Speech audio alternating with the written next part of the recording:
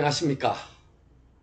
저는 삼천리 금수강산 이 땅 위에서 20년간 오직 현장 경험을 바탕으로 부동산을 연구하고 있는 부동산 전문가 박종서입니다. 오늘은 재택수단이라는 내용으로 살펴보고자 합니다. 자본주의, 즉 캐피탈리즘이라 그러죠. 생산 수당을 자본으로 해서 소유한 자본가가 이윤을 획득하기 위해서 생산 활동을 하도록 보장하는 사회 경제 체제입니다. 이 재택은 금수저하고 흙수저가 두 가지 갈래길로 연구되어야 되겠습니다만은 오늘은 흙수저에 대해서 말씀을 드려볼까 합니다. 이 흙수저는 우리가 노동을 해야 되고, 이 노동이라는 것은 일이죠. 일을 해서 자본을 축적을 하게 됩니다.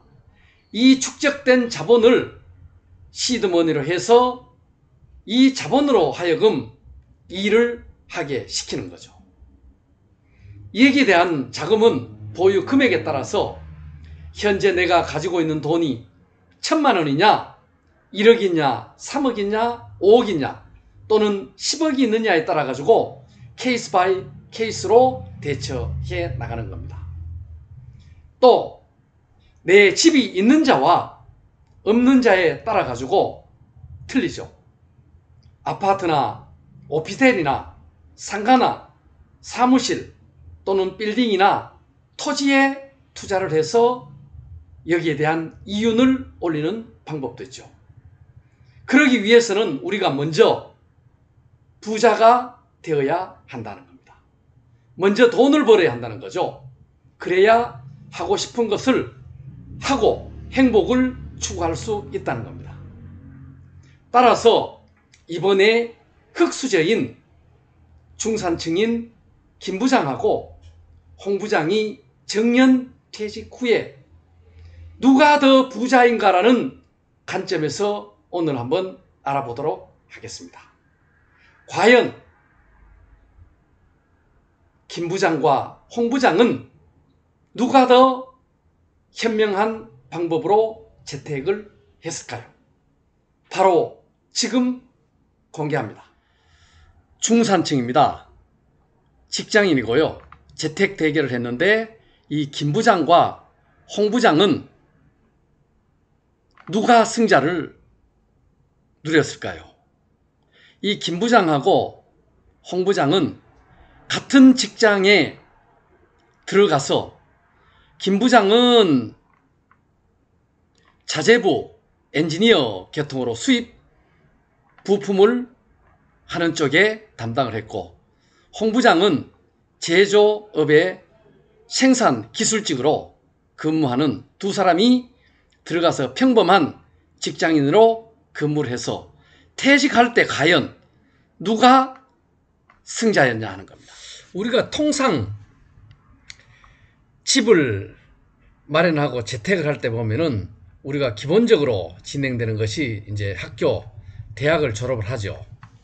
그 다음에 이제 취직을 하게 되고, 그 다음에 이제 결혼을 하게 되면은 직장 맞벌이 부부면은 배로 늘어나지만은 또 단벌이 같으면은 조금 생활에 어떤 여유가 조금 덜 하겠죠.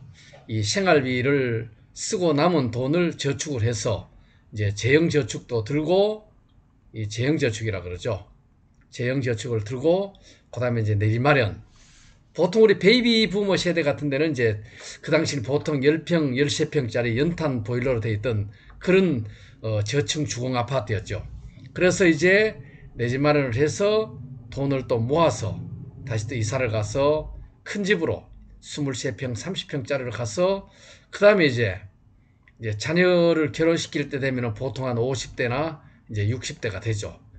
말년 이제 정년 퇴직할 때쯤 되는데, 이때 이제 퇴직을 하고 그 다음에 노후 생활로 들어가는 이 패턴이죠. 이 패턴으로 이루어졌습니다. 이제 대기업 직장 동기생인데 우리 김 부장하고 홍 부장은 동기생입니다.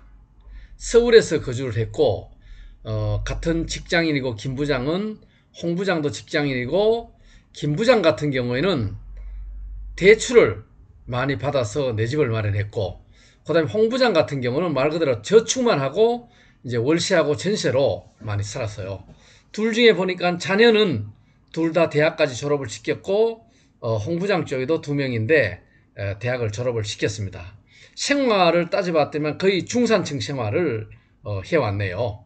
식구는 4식구 기준으로 돼서 부부와 자녀 둘로 돼 있었고, 현금으로 따져봤더니 은행 예금이 통장 잔고가 이쪽 대기업의 김 부장은 1억이었고 홍 부장은 통장 잔고가 7억이었습니다. 퇴직금이 둘 다 2억, 2억. 예, 왜냐하면 같은 회사의 A사에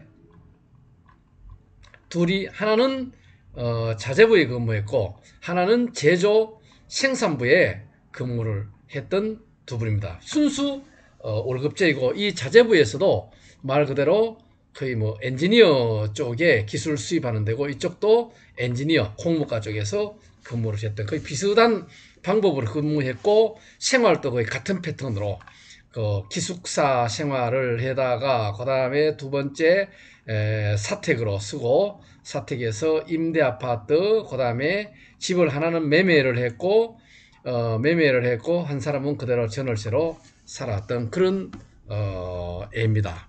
그런데 이제 총 자산이 23억, 그 다음에 서울 거주가 같이 했는데 이분은 12억인데 주택이, 이분은 한 개를 더 플러스해서 임대를 주는 주택이 돼서 이분의 재산은 하나는 17억이 됐습니다. 그래서 재산이 40억이 됐고 이분은 12억이라는 이런 어마어마한 차이가 벌어졌다는 거죠.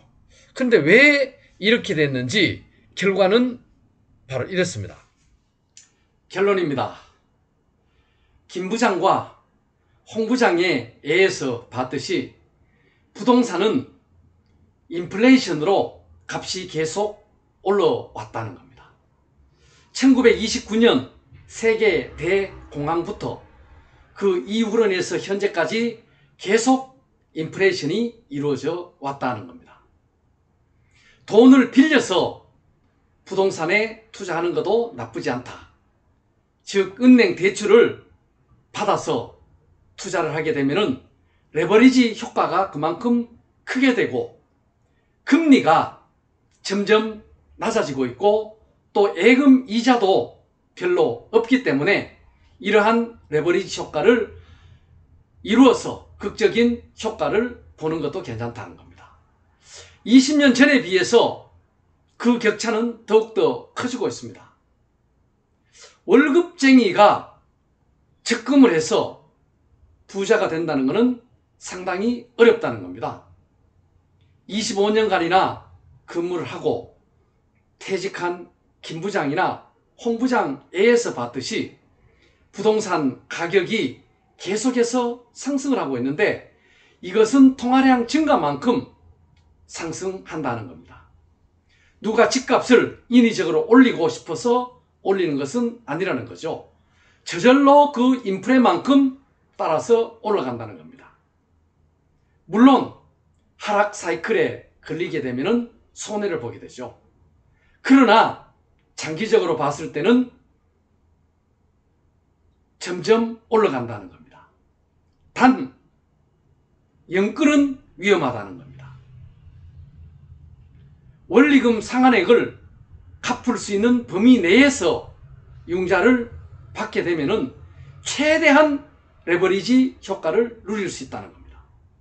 빚은 자기가 조금 무리가 가는 선에서 대출을 받아도 된다.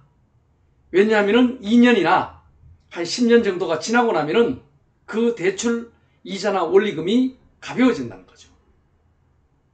결론은 뭐냐면 열심히 저축해서 돈으로 모아서 집을 사겠다, 또 부자가 되겠다는 것은 조금 어리석은 생각이다라는 결론이 나옵니다.